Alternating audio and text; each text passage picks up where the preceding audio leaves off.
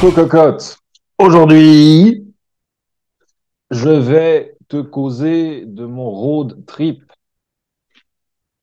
Qui m'écrit? Je sais pas. Je vais te parler de cette nécessité vitale qu'est le fait de partir à l'aventure.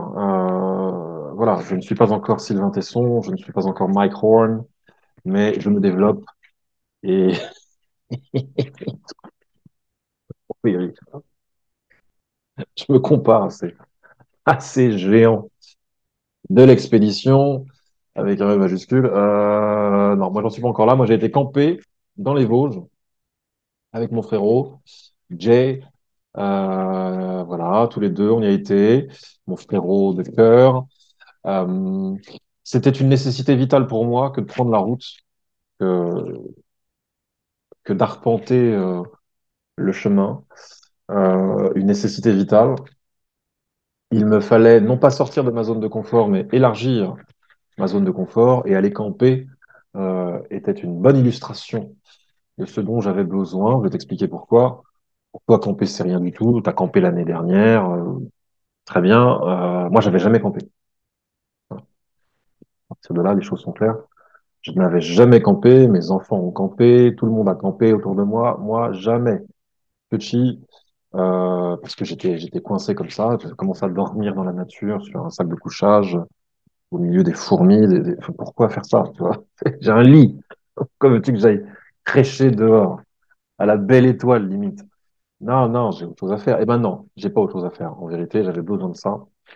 Ça m'a secoué dans mes fondations et c'était nickel. On est parti du Luxembourg et on a atterri dans le massif des Vosges. Ok, donc quelques heures de bagnole pour s'y rendre euh, et ça a été très profitable, très profitable. J'ai adoré ce road trip, un road trip sylvestre, comme je l'écris dans mon journal de bord. J'ai rédigé un journal de bord au sujet de cette expérience. Je ne pouvais pas faire autrement euh, pour analyser mes sensations, comprendre déjà pourquoi j'avais besoin de le faire, pourquoi j'avais besoin de partir avec mon sac à dos et ce que ça a pu m'apporter. Et c'est pas fini, c'est pas fini. L'idée de départ, c'est non pas de sortir de la zone de confort, du domaine réservé, mais de l'élargir. Ok, je fais la distinction entre sortie et élargissement. C'est-à-dire que pour moi, quand tu sors de ta zone de confort, euh, c'est un one shot. Et même s'il y a plusieurs one shots, des petites piqûres de rappel comme ça qui te poussent à sortir de la grotte, ça reste des piqûres de rappel, des one shots. C'est-à-dire qu'au bout du compte, tu reviens au domaine réservé et l'inconnu, le vierge, reste l'inconnu et le vierge. Ça, c'est sortir de sa zone de confort. Élargir sa zone de confort, c'est faire en sorte que l'inconnu, le vierge, devienne ton nouveau territoire. C'est une conquête de territoire, l'élargissement de la zone de confort, de sorte que tu puisses te sentir à ton aise partout où tu passes. C'est ça l'idée. Euh, C'est-à-dire que si tu sors de ta zone de confort, sachant que tu n'aimes pas aller danser, comme moi par exemple, danser c'est pas tellement mon trip. Si je le fais une fois, eh bien oui, je pourrais dire que je suis sorti de ma zone de confort. J'ai été guinché, ça s'est bien passé. Puis à un moment donné, je reviens chez moi, tu vois, et j'ai pas forcément incorporé les vertus de la danse. Alors que si j'en fais une nouvelle habitude que d'aller danser, eh bien dans ce cas-là, j'élargis mon domaine réservé et je peux me prévaloir au bout du compte d'apprendre à danser. Et je peux me prévaloir de toutes les vertus associées à la danse, la souplesse, ce que j'appellerais l'intelligence corporelle, charnelle, euh, le calibrage charnel, surtout si tu danses avec quelqu'un.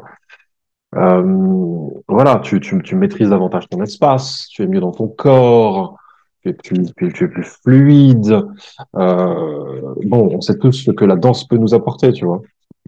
Donc, si tu en fais une nouvelle habitude, tu élargis le champ d'action, quoi. Et tu n'es plus simplement à l'aise dans ce que tu connais, tu es aussi à l'aise dans ce que tu ne connaissais pas. Tu plantes ton drapeau sur ce nouveau territoire. Ok. Donc, l'idée pour moi, c'est pas d'aller camper une fois et basta, ou de faire un truc que j'ai jamais fait une fois et basta. Ah, tu vois, je l'ai fait, j'ai coché, c'est bon, on n'en parle plus. Non, c'est d'en prendre une habitude, d'en prendre le pli. Euh, Qu'à un moment donné, tu prends un autre pli, et ainsi de suite. Et tu vois, le domaine s'élargit, l'empire s'accroît. C'est l'idée.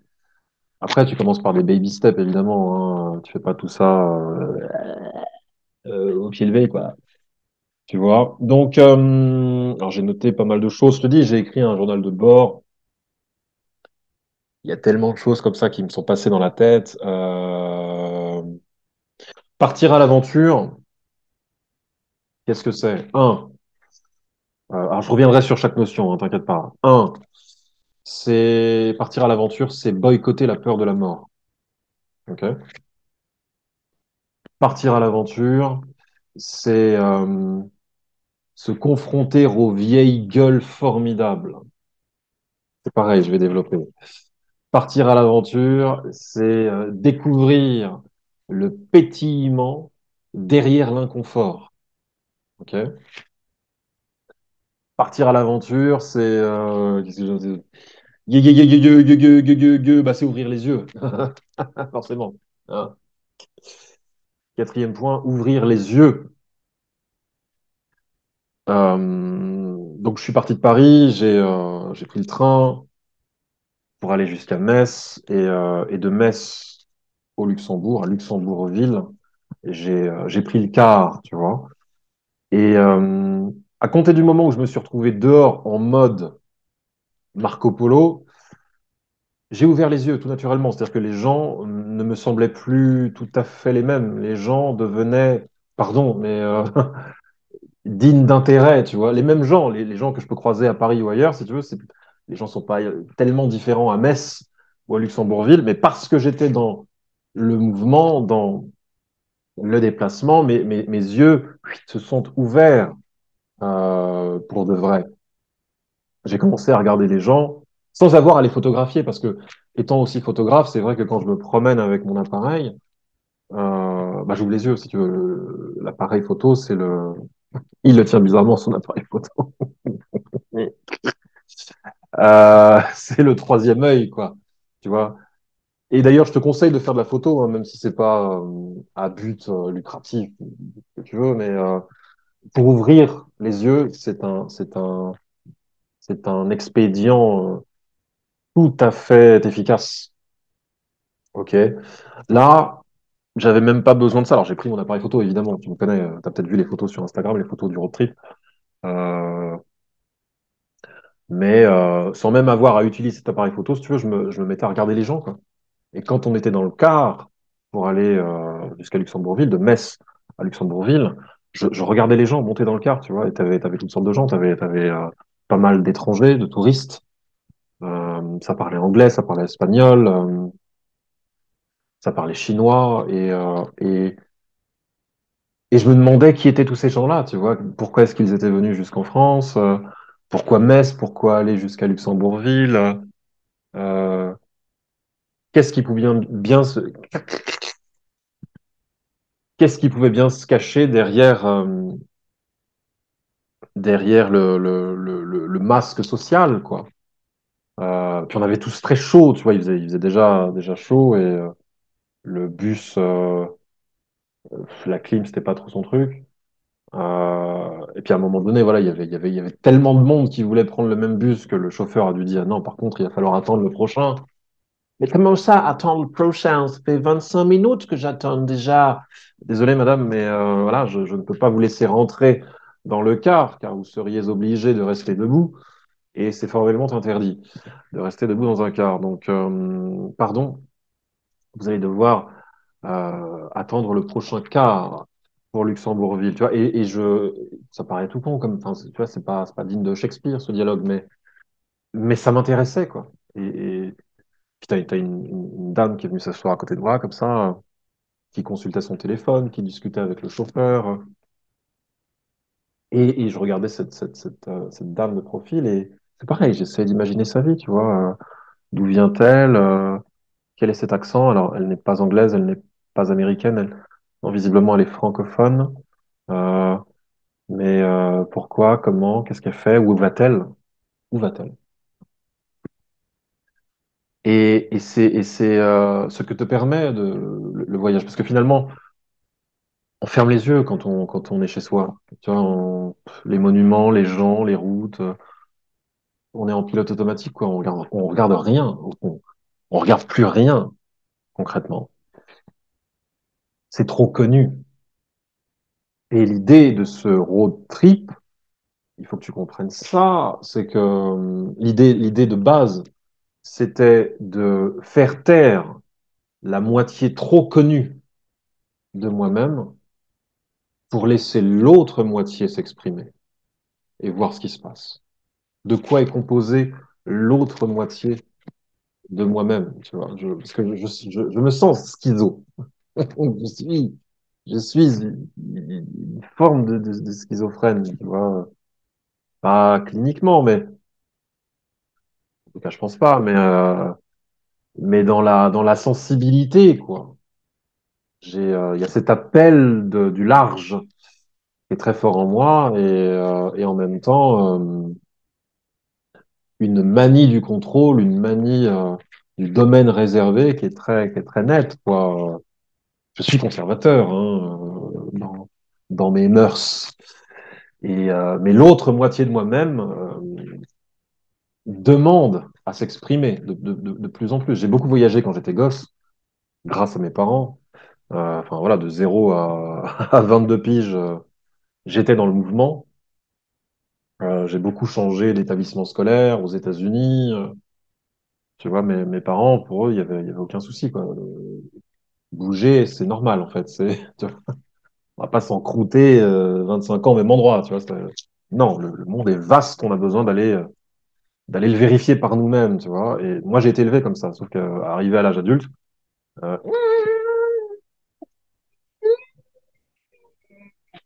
laissez-moi tranquille. C'était compliqué, quoi. Et donc, il faut déverrouiller tout ça. Le voyage permet de déverrouiller l'autre moitié de moi-même. La peur. Ouh. Si la peur est un film que l'on se raconte, la mort en est le personnage principal. À chaque fois que l'on éprouve de la peur, la mort est envisagée, la mort sous toutes ses formes.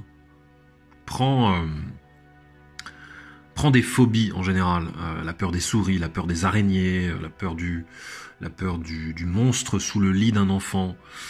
Euh, Qu'est-ce qui est à craindre? La mort du contrôle, la destruction de la sérénité. Prends la peur de la maladie, du choc, de l'agression. Qu'est-ce qui est à craindre? La mort de la vitalité. Lente ou foudroyante extinction de la vitalité. Prends la peur du rejet. Qu'est-ce qui est à craindre? La mort de l'amour-propre. La mort a de multiples visages. Je te l'ai dit, c'est une comédienne protéiforme. Alors, ma peur à moi, c'est quoi? Le mec, il se cache derrière des peurs comme ça, emblématiques. Mais toi, Coco, t'as peur de quoi? Bon voilà, je vais te dire. Attends une seconde. Laisse-moi me préparer, quoi. Alors, l'agoraphobie. Ok. Je crois être agoraphobe. En tout cas, avant Nancy, je l'ai été dans ma tête. Donc, à partir du moment où c'est dans ma tête, c'est que c'est vrai. Pour moi, en tout cas. Tu vois, qu'est-ce qui est à craindre dans l'agoraphobie? Bah, c'est la mort du contrôle, la destruction de la sérénité, j'en ai parlé. Euh, j'ai peur de l'évanouissement, de l'effacement dans la foule. J'ai l'impression de me sentir entier et distinctif dans mon domaine réservé. Tout l'intérêt d'un domaine réservé. Ok, donc il y a l'agoraphobie, il y a la perte des repères. On fait du camping avec mon frérot. Où est-ce que je pose mes lunettes? Tu vois? Où est-ce que je fais caca? Grande question, hein?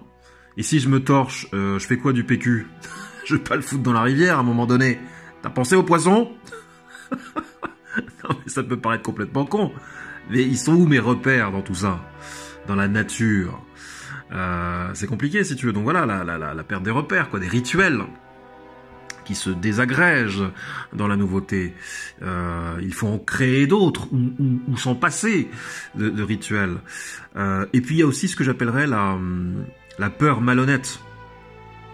C'est quoi la peur malhonnête? C'est te dire par exemple que j'ai peur de m'éloigner de ma famille, de mes enfants. Si je pars en voyage, en vadrouille, si je m'en vais, même ponctuellement, si tu veux, je m'éloigne d'eux, quoi. Et qui sait, peut-être que je prendrais tellement goût à ce voyage, à ce trip, que je ne reviendrai pas, tu vois, que je deviendrai une espèce d'Ulysse qui va errer sur les mers pendant 20 ans. C'est une peur malhonnête, parce que tu sais très bien que ça n'arrivera pas, tu vois. Les liens familiaux, les liens aux enfants sont tellement solides, en ce qui me concerne, que ça n'est pas quelque chose à craindre. Alors oui, bien sûr que l'amour se cultive, que les relations qui comptent, tu en prends soin, mais si tu veux te cacher derrière l'amour pour ne pas agir, pour ne pas partir à l'aventure, c'est malhonnête. Ok, donc et ça c'est très pervers. La peur malhonnête est une peur piège. Attention à pas tomber dedans. Il faut que tu comprennes une chose. Toute peur n'est jamais active que dans la station immobile. Seul le mouvement délibéré peut convertir cette peur en excitation. Ça, je l'ai écrit dans mon journal. C'est-à-dire qu'à chaque fois que je gamberge, eh bien, je n'agis pas, si tu veux. Et généralement, quand je gamberge, je suis assis, je ne fais rien de particulier, ou alors je tourne en rond. Si tu veux, il n'y a pas de véritable mouvement délibéré. À compter du moment où je me mets en mouvement, j'y vois tout de suite plus clair dans ce que j'ai à faire, tu vois. Il y a beaucoup moins d'hésitation.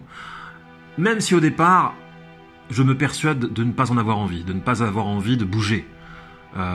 Mais à compter du moment où je bouge quand même, en dépit de mon manque d'envie, en dépit de ma peur, une fois que je mets mes chaussures, c'est parti coco. C'est ça qui est bon, tu vois. C'est comme pour l'écriture, à partir du moment où tu t'y mets, même si les idées viennent pas, même si t'as pas envie, même si tu préfères regarder Netflix là tout de suite, ou t'avachir sur ton canapé, à regarder les mouches voler, tu t'obliges à mettre ta main en mouvement, et petit à petit, hein, évidemment c'est un processus qui est relativement ardu, petit à petit, l'esprit s'éclaircit et tu sais exactement quoi faire. Tu te retrouves à ta place, quoi. Ta place, elle est dans le mouvement, ok, dans l'action. Et c'est cette action qui provoque l'excitation, tu vois. C'est-à-dire que tu convertis la peur en excitation. Les deux sensations sont assez proches finalement. Tu vois, même sur le plan physiologique, on éprouve à peu près les mêmes choses, que l'on soit apeuré ou excité, quand il réfléchit bien. Ma grande peur, au fond, c'est de ne faire qu'un avec le monde, de m'enivrer du monde. D'arrêter un instant d'être un homme à part, distinctif, pour me fondre dans le grand tout, tu vois. C'est ça, au fond, ma grande peur. Let's go, man. Let it go. En fait, c'est ça qu'il faut se dire. Let it go. Se laisser aller pour se laisser vivre. Tout est là. On met ses chaussures et on y va. Partir à l'aventure, c'est boycotter la peur de la mort. Retiens bien ça. Alors, pourquoi camper? Pourquoi Dame Nature? Pourquoi Kekako? Kezako, Kakaku. Quand tu te retrouves, j'allais dire sous le jupon de Dame Nature, si tu veux, hein, les images, tu les convoques. Quand tu te retrouves en pleine nature, comme tu le sais autant que moi, il y a une espèce d'apaisement généralisé qui s'instaure en toi. Et cet apaisement généralisé, à moins évidemment de vivre en plein tsunami, en plein typhon, hein, parce que la nature peut être évidemment rude, extrêmement rude, mais là je te parle de la nature française, quoi, quand ça va à peu près. Ce qui provoque l'apaisement généralisé, c'est la suspension du temps. C'est ça. En ville, ce qui nous angoisse le plus est le passage du temps. Pas assez de temps pour rendre sa copie, pas assez de temps pour déclarer ses impôts, pas assez de temps pour prendre soin des gens qu'on aime, pas assez de temps pour péter un coup, pas assez de temps pour vivre. On est dans le rush, comme on dit, tu vois, tout le temps dans le rush, le rush, le rush. Le sous-texte, c'est vite. On s'agite avant de mourir. C'est un peu ça. On s'agite avant de mourir. Il y a le temps parce qu'il y a la mort. Pas de ça chez Dame Nature. Le temps est suspendu. T'as vraiment l'impression d'être dans l'immuable. L'immuabilité supposée de la nature, parce que, au fond, la nature, tout comme la ville, est soumise aux mêmes règles, si tu veux, érection et déliquescence, quoi. Érection et déliquescence. La nature n'est pas exactement immuable, bon, mais tu en as l'impression. Tu en as l'impression, et cette impression est forte, tu vois, parce que le temps y est suspendu. Donc on a débarqué dans les Vosges, qui est un endroit idyllique, édénique même. Je connaissais pas les Vosges. Le massif des Vosges.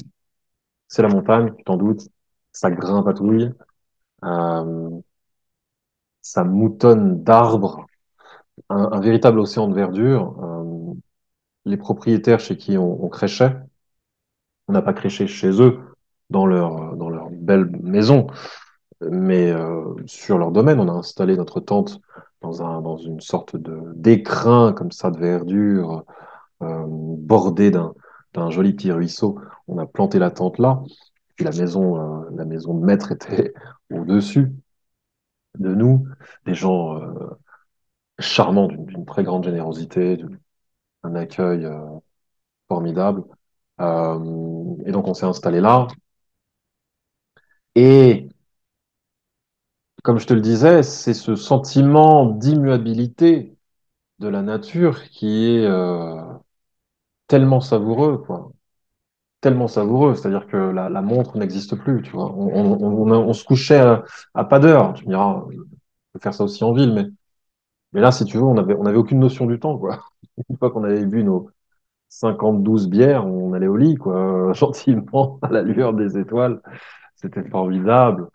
Pas de compte à rendre, rien. T'es là, assis sur ta chaise pliable, étais traversé par ce sentiment d'immobilité. Rien ne peut changer. Euh, Tout demeure en l'état. Ouais, t'es un dieu grec à ce moment-là, tu vois. La mort n'existe pas, le temps est suspendu. Voilà. Et, euh, et je me revois assis sur ma chaise pliable, tu vois, un peu chevrotante, parce que je suis lourd quand même, tu vois. Regarde-moi ces muscles. La pauvre chaise, si tu veux, l'a un peu morflé. Mais j'étais bien malgré tout. J'étais bien malgré tout. J'ai appris à dresser une tente. Et ça, c'est pas rien, mon ami. Il y a un truc que tu dois comprendre aussi, c'est que moi, j'ai toujours eu deux mains gauches. Et partir à l'aventure, c'est, comme je le disais tout à l'heure, c'est se confronter aux vieilles gueules formidables. L'une de mes vieilles gueules formidables, c'est le bricolage. C'est le rapport aux outils. C'est l'intelligence des mains. J'ai toujours très stupidement opposé l'intelligence des mains, l'intelligence industrieuse, aux acrobaties intellectuelles. Les intellectuels, les intellectuels d'un côté, les manuels de l'autre. Tu vois, moi, j'étais évidemment du camp des intellectuels, n'est-ce pas? Voilà. Et je te dis, verrouillé, j'étais verrouillé. Voilà. Quand j'étais gosse, je préférais largement jouer au Playmobil qu'au Lego. Lego, faut tout construire. Comment ça, faut tout construire? Donne-moi des jouets tout faits. Et là, je mets en scène, tu vois. je mets en scène mes petits personnages, je théâtralise l'espace, mais l'espace, il est déjà créé, quoi. J'ai pas besoin de créer un château fort ou je ne sais quoi. Le château fort, il est déjà tout fait, quoi. Ou quasiment tout fait, tu vois. Lego, c'est pas ça. Lego, tu pars de rien et tu construis tout. Et je me suis rendu compte, alors j'en avais déjà le pressentiment, mais c'est vrai que le simple exercice de dresser une tente, et puis quelle tente on avait, enfin, c'était du grand luxe, le truc qui faisait 6000 mètres carrés. Je me suis dit, mais c'est génial. J'ai même noté, tu vois, le processus, le processus de construction. Où est-ce que j'ai noté ça? Tu vois, je l'écris ici. Ça, c'est mon petit journal de bord. Il va falloir le faire publier un jour. Il n'y a pas encore beaucoup de pages, mais ça viendra. Tu vois, écoute ça. Arrivé dans la clairière vosgienne qui nous servira d'écrin, mon frérot et moi dressons la tente. Je tâte le processus, fort d'une joie enfantine. Moi, tu redeviens un gamin, tu vois. T'as pas joué au Lego, mais t'as envie de jouer au Lego cette fois-ci. Euh, passer les arceaux dans les courroies de polyester, les fixer aux goupilles, ériger la structure, planter les sardines et les cordons à coups de maillet répétés pour en garantir l'ancrage dans la terre meuble, élever la chambre intérieure, gonfler les matelas pneumatiques, garnir le salon. Voilà. Là, je suis devenu un architecte de haut vol, tu vois.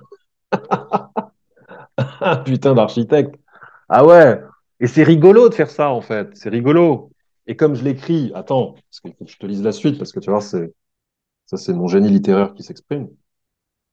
Je dis, voilà, je me rends compte, à force de faire taire l'idiotie, que l'intelligence ingénieuse, l'intelligence des mains, je t'en parlais, ne vaut pas moins que les acrobaties intellectuelles. Il faut être la proie du ridicule pour surestimer les livres et cracher sur les outils. J'ai été cette proie. L'incontestable génie humain passe par l'édification de la grotte portative au milieu d'une clairière. C'est parce qu'il sait dresser une tente que ce pauvre animal décharné rêve de dresser la chapelle Sixtine et le fait. Tu vois, la simple vue de cette chapelle écrase toutes les jongleries conceptuelles à son sujet. Sa splendeur parle d'elle-même, tu es bien d'accord? Euh, et au cœur de cette splendeur, c'est bien la voix du marteau et du fil à plomb que l'on entend professer. Voilà, serre-toi de tes mains, mon ami, sors de tes idées reçues. Si tu peux combiner le talent d'un manuel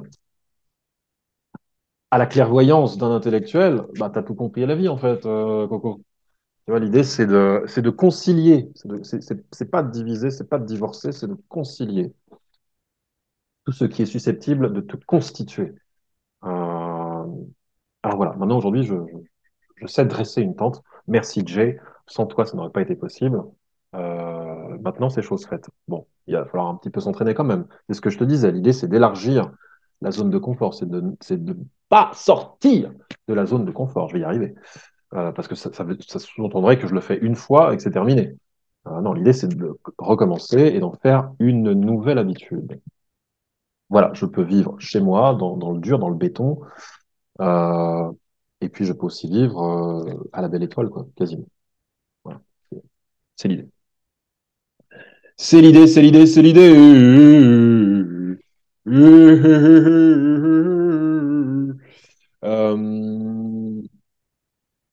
Il y a autre chose aussi, et je te le disais tout à l'heure, partir à l'aventure, c'est découvrir le pétillement derrière l'inconfort. T'es pas super confortable quand tu vas camper, tu vois, c'est pas, là, c'est pas du grand luxe, d'ailleurs, c'est fait pour, c'est pour t'obliger à renouer avec l'homme préhistorique en toi, si tu veux. Donc, c'est pas hyper confort. Même si, encore une fois, la tente était très grande, très vaste, euh, et que le cadre est très beau. Mais c'est pas hyper confort, tu vois. Enfin, je veux dire, entre les guêpes, les moustiques qui t'agressent, en veux-tu, en voilà, et la problématique d'aller chier, parce que ça, c'est quand même, tu me connais, c'est à un moment donné où est-ce que je vais chier, tu vois. Donc, on avait le choix entre un trou dans la forêt, creusé par le propriétaire, le mec du couple, creusé à cet effet pour nous, avec, avec la hache à côté du trou et le pot de sueur pour recouvrir ta merde, si tu veux que la sueur, voilà, c'est quand même plus hygiénique. Donc, tu as le choix entre ça et les toilettes sèches attenantes à la maison des propriétaires. Tu vois. Puis un matin, je me lève et je me dis, putain, j'ai envie de chier, là, ça fait quoi? Ça fait 2 jours que j'ai pas chié, c'est pas normal, machin. Quelque part, le mécanisme se verrouille, tu vois, genre, je suis pas chez moi, je peux pas lécher, tu vois. Sauf que Dame Nature, elle te pousse à faire ce qu'il faut. Et puis un matin, voilà, Jay dormait encore et je sors de la tente et je me dis, non, par contre, bah, il va falloir aller chier. Je n'irai pas chier dans les toilettes sèches. Non, mon ami, trop facile. Maintenant que je suis là, je veux expérimenter l'inconfort jusqu'au bout. Donc je vais aller chier dans le trou. Donc là, j'ai bu ce que j'appelle mon gasoil sucré, espèce de boisson énergisante là, avant d'y aller, histoire de se mettre bien. Et puis j'ai grimpatouillé jusqu'au trou, derrière les arbres, et voilà, j'ai posé ma pêche, quoi. Et c'était bon. C'était inconfortable d'une certaine manière parce que tu avais les guêpes qui rôdaient, tu vois, près de mon cul. D'abord près de ma tête, puis ensuite, je les sentais près du cul. Mais bon, tant que j'avais pas fini de poser ma pêche, bah, fallait que je reste, tu vois, quitte à me faire bouffer par les guêpes. Et puis il y avait cette espèce de petit paravent naturel, des branches de sapin comme ça qui tombaient droit devant moi, qui me protégeaient d'une certaine manière du soleil qui commençait tout doucement à poindre. J'imagine le petit écrin, c'est ce que je te disais, l'écrin de verdure, l'écrin verdoyant et le jaune des guêpes là qui te chatouille le cul. C'est l'arc-en-ciel, quoi. Et bon, finalement, j'ai réussi à poser ma pêche sans m'en foutre partout sur les talons. Voilà, je me suis torché, hein, forcément. Et puis, pardon pour tous les détails, je te dis tout, hein, on s'aime.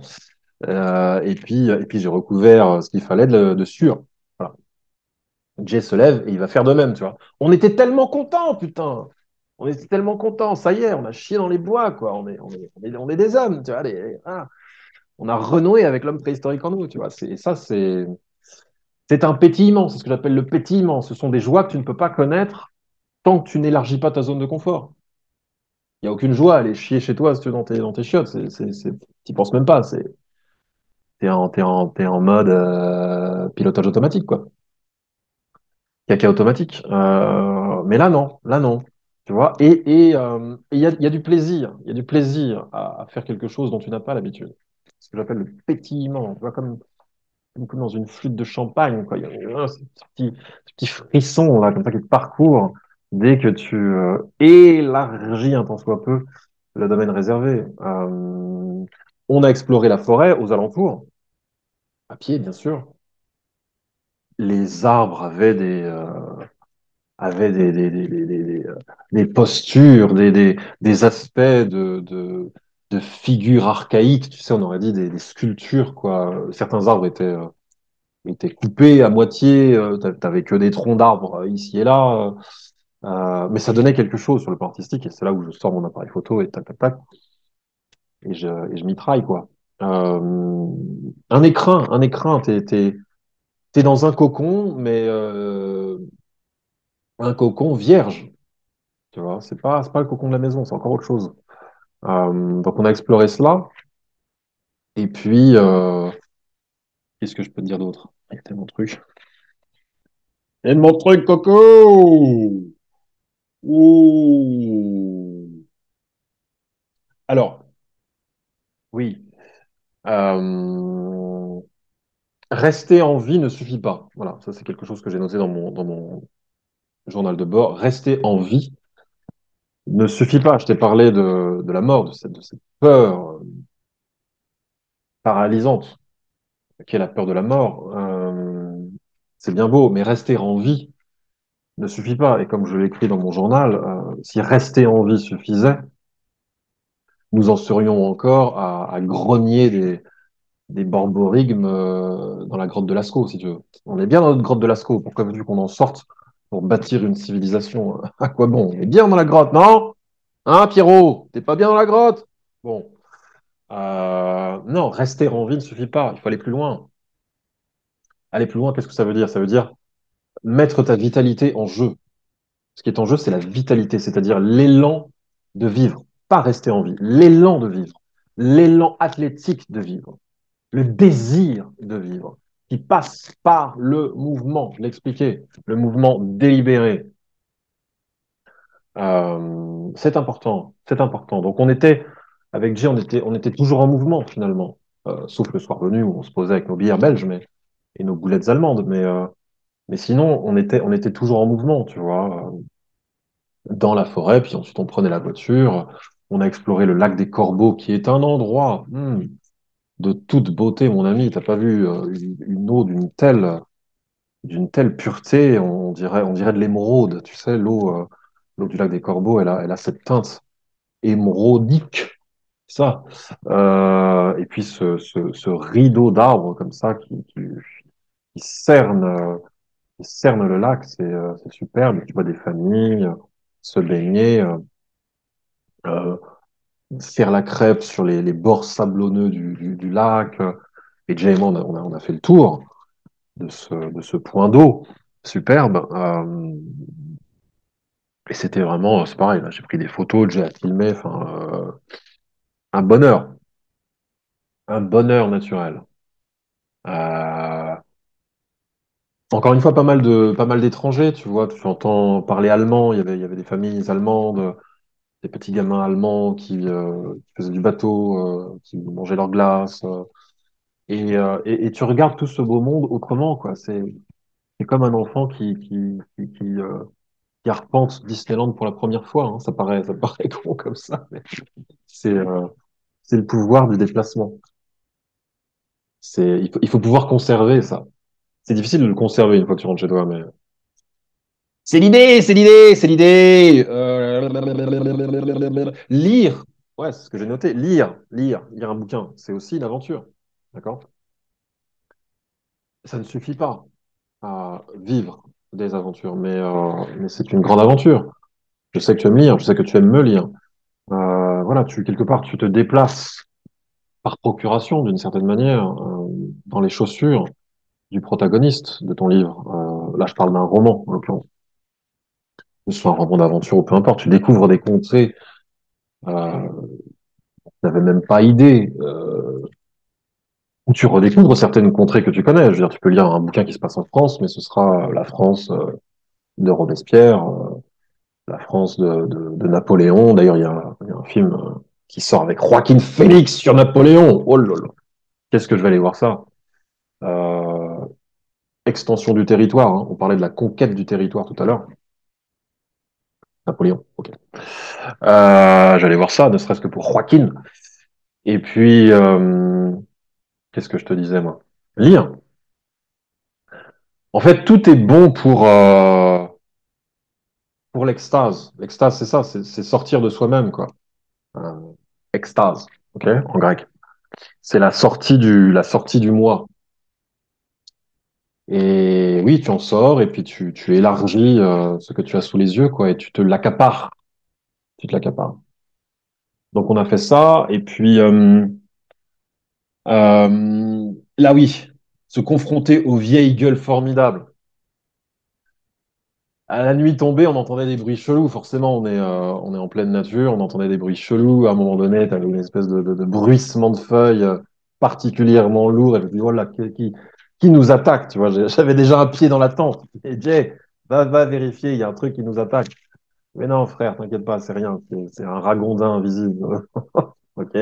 Un jour, on a entendu le brame d'un cerf. En tout cas, c'est ce on y a cru. On s'est dit, ah, ça, c'est le brame d'un cerf. Ça, c'est forcément, c'est le papa de Bambi là, qui se manifeste.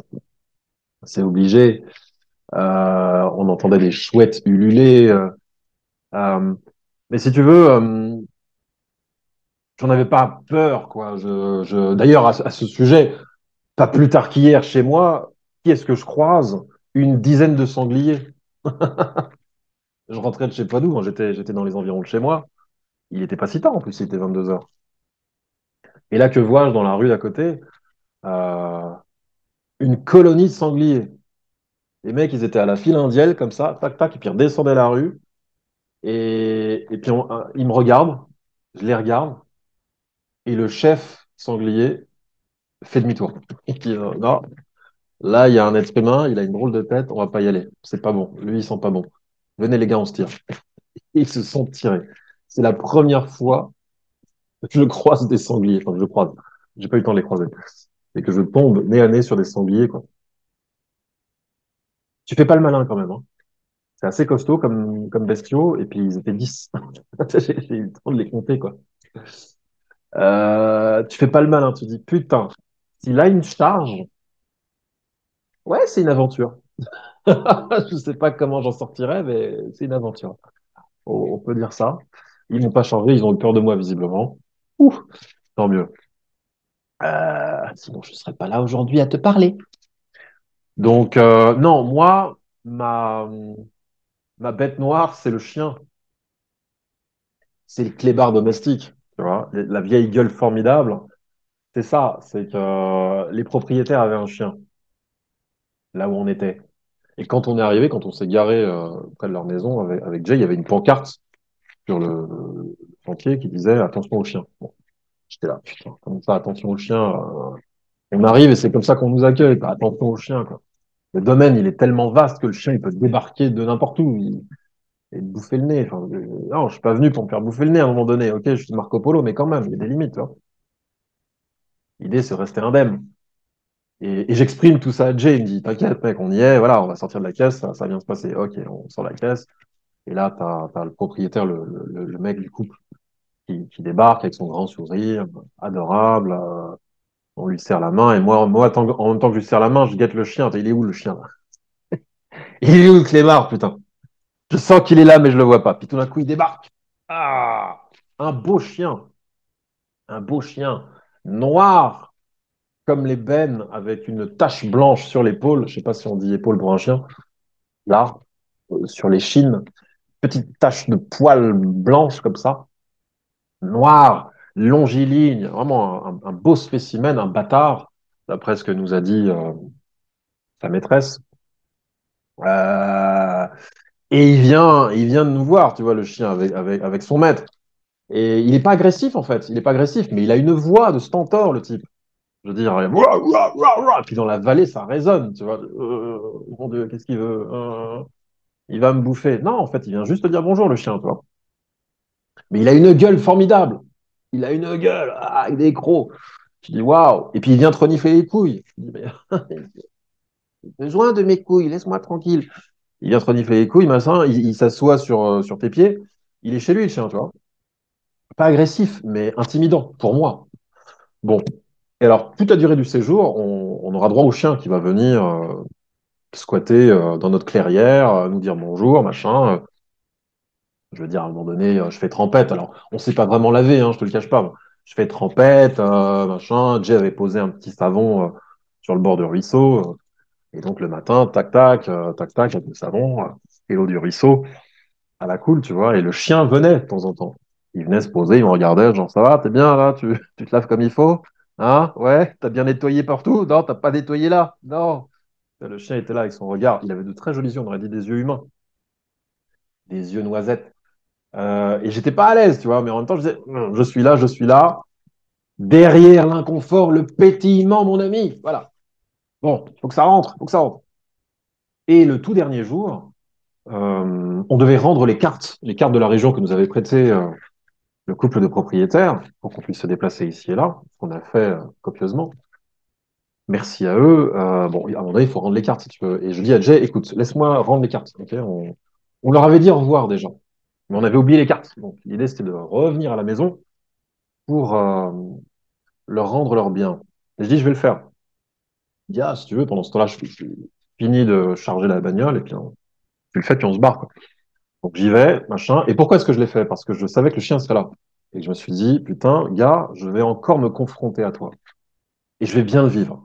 Je me suis obligé à me confronter à cette vieille gueule formidable. Vieille pourquoi? Parce que depuis que je suis gosse, je crains les chiens. Ça remonte. Et le chien était là, forcément. Sa maîtresse étendait le linge. Une vue, tu aurais vu. Maison, elle domine la vallée. Elle étend son petit linge, machin. T'as un océan d'arbres comme ça. pour Panorama, c'est magnifique. Donc, elle me voit arriver, elle me voit monter, grand sourire, avec son petit accent traînant. Tu sais, dans les Vosges, ils ont un accent un peu qui évoque l'accent suisse. C'est un petit peu traînant comme ça. Et c'est très, très, très charmant, très gentil. Les gens qui prennent leur temps. Il est pourri l'accent. Pardon, je suis pas imitateur. On t'imagine l'accent suisse, quoi. Euh, donc elle est là, elle me sourit, ah, merci pour les cartes. Le chien est là, forcément, il vient me renifler les couilles, normal. Et il me regarde. Genre, il me regarde, ouais. Tu vas partir, toi, hein? Ouais. Tu vas retourner dans ta zone de confort. Ouais, c'est ça. Et là, un dialogue s'instaure entre nous, toi. Je pose les cartes délicatement sur la table en bois postée devant la maison. Et puis le chien est là, tu vois. Et je m'oblige à le regarder, tu vois. Il bâille à un moment donné. Ah, avec la gueule qui fait 6 mètres de large. Il bâille. Et c'est pareil, il s'assoit sur mon pied. Genre, je suis son territoire. Ah. Mais je sens dans son regard beaucoup de tendresse. C'est-à-dire que le chien, à aucun moment, il a voulu me bouffer, tu vois. Il est content que je sois là, en fait. Il sent que ça se passe bien entre ses maîtres et moi. Avec Jay, tout le monde est content, tu vois. On a deux campeurs qui viennent de la ville. Tu vois, il est content, le chien. Euh, Et une fois que j'ai réussi à dompter la peur de l'animal, eh bien, je suis fier de moi-même, tu vois.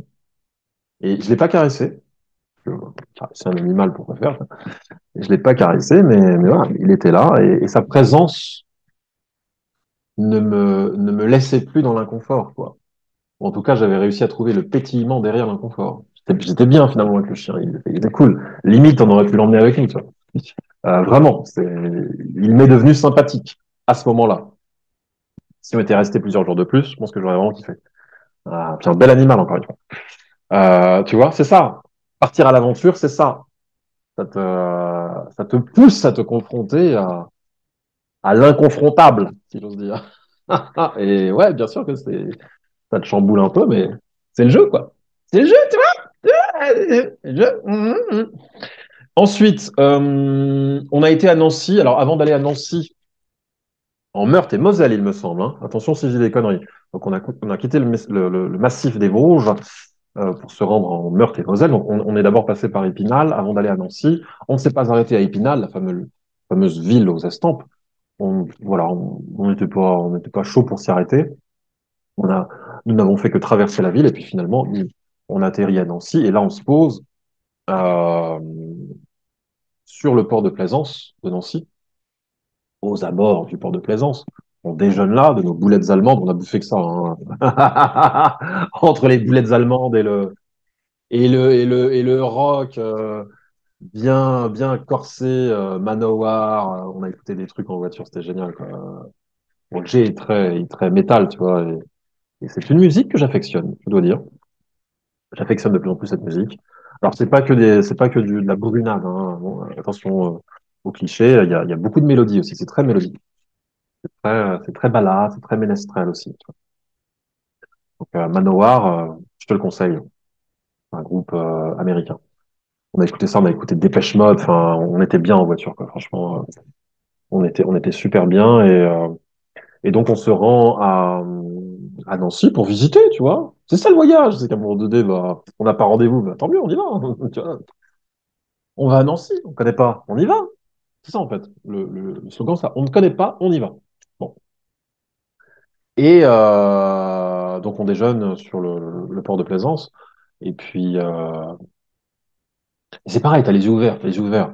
J'ai noté que les femmes là-bas portaient beaucoup, enfin beaucoup. J'y suis resté quelques heures seulement, mais euh, un, un pantalon jaune vif, genre jaune poussin vif, assez large, élégant, bien dessiné, tu vois. C'est visiblement la mode nancéenne que de porter ce pantalon jaune vif. Et t'avais une jeune femme qui est assise sur un banc comme ça, à déjeuner toute seule de son sandwich avec son chignon impeccablement fait, une belle blonde comme ça. Et le pantalon, si tu veux, était raccord avec les cheveux. Et c'était agréable, quoi. T'avais cette très jolie nancéenne d'un côté, tu avais le port de Plaisance de l'autre, et puis avec Jay, on commençait à élaborer les plans pour l'avenir. Viens, on se prend un bateau, viens, on fait le tour du globe en bateau. Non, je déconne, on n'a pas été jusque-là, mais on a commencé à penser à notre prochain road trip qui sera peut-être un float trip.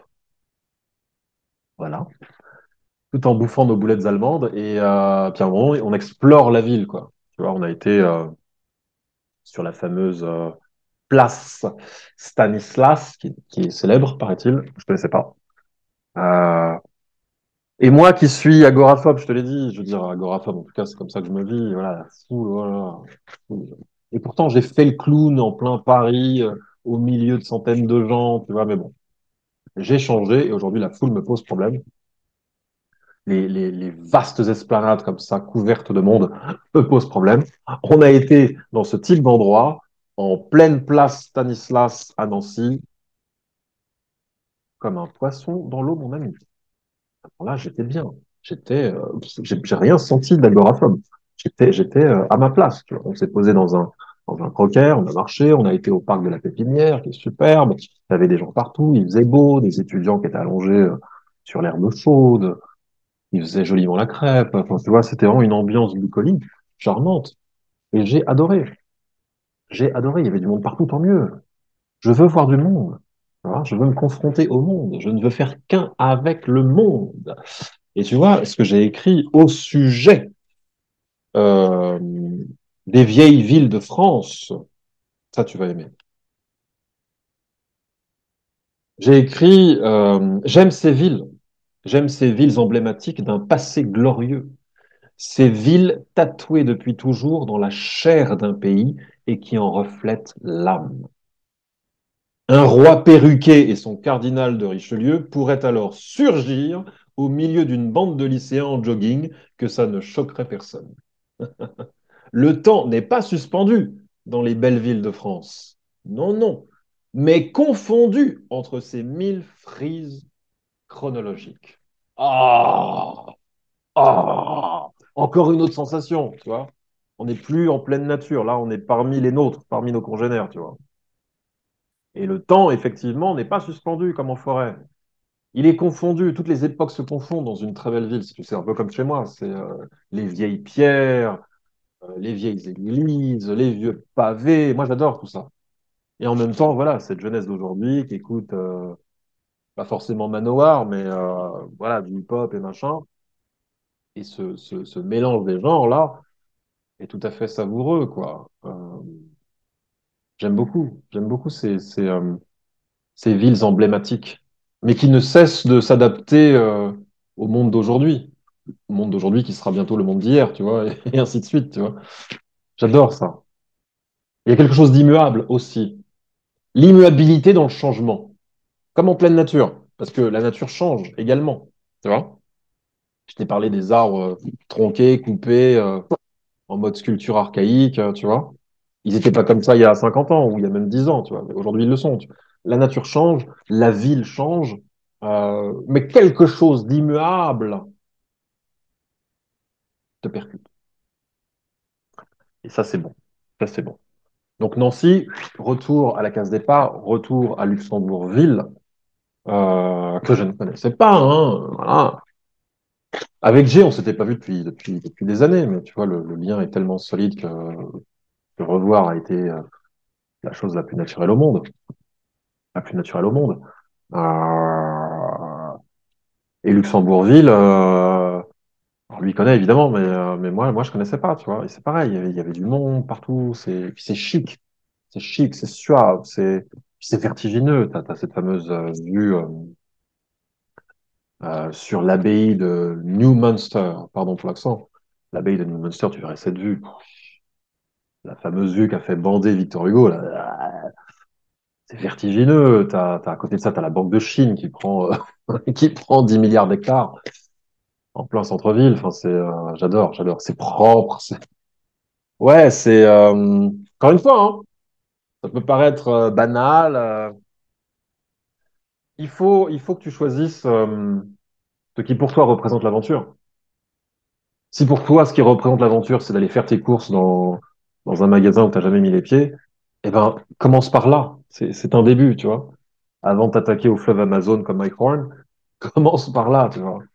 Tout ce qui est susceptible de te faire ouvrir les yeux, de te faire découvrir le pétillement derrière l'inconfort, tout ce qui est susceptible de boycotter la peur de la mort, toutes les formes de mort, je t'ai parlé, prends, vas-y, mets tes chaussures et arrête de réfléchir surtout. À un moment donné, il faut que ça descende dans le corps, il faut que l'idée descende dans le corps et t'habite, quoi. Je veux aller de l'avant, je veux aller de l'avant et je veux surtout euh, laisser s'exprimer l'autre moitié de moi-même, la moitié Marco Polo, quoi. Je veux la laisser s'exprimer, enfin. Voilà, je crois que je t'ai à peu près tout dit, mon ami. Train, car, voiture, TER, pied, j'ai tout fait, moi. J'ai tout fait, j'ai tout arpenté, j'ai tout vu maintenant, hein. Bon, non, tu rigoles quoi? J'ai rien fait encore. Voilà. Donc, les Vosges, je te le recommande. Je te recommande Nancy, je te recommande Luxembourgville. Si tu aimes le charme des vieilles villes, les vieilles villes qui s'adaptent au monde contemporain, je te recommande ces endroits-là du globe.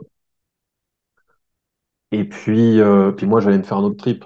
Parce que quand tu rentres chez toi, finalement, bah, les habitudes te ressautent à la figure, tu vois, comme un chien qui est content de te revoir, tu vois. Et c'est bien, parce qu'il te faut des repères. Il te faut, voilà. L'être humain a aussi besoin de ses repères. Mais ne te laisse pas encrasser. D'accord? Ne te laisse pas encrasser. En tout cas, moi, je vais continuer de me bouger le fion et d'aller faire caca dehors. C'est- Ah, je crois que c'est ce que j'ai préféré. Ah ouais. La sûre, le paravent sapin, là.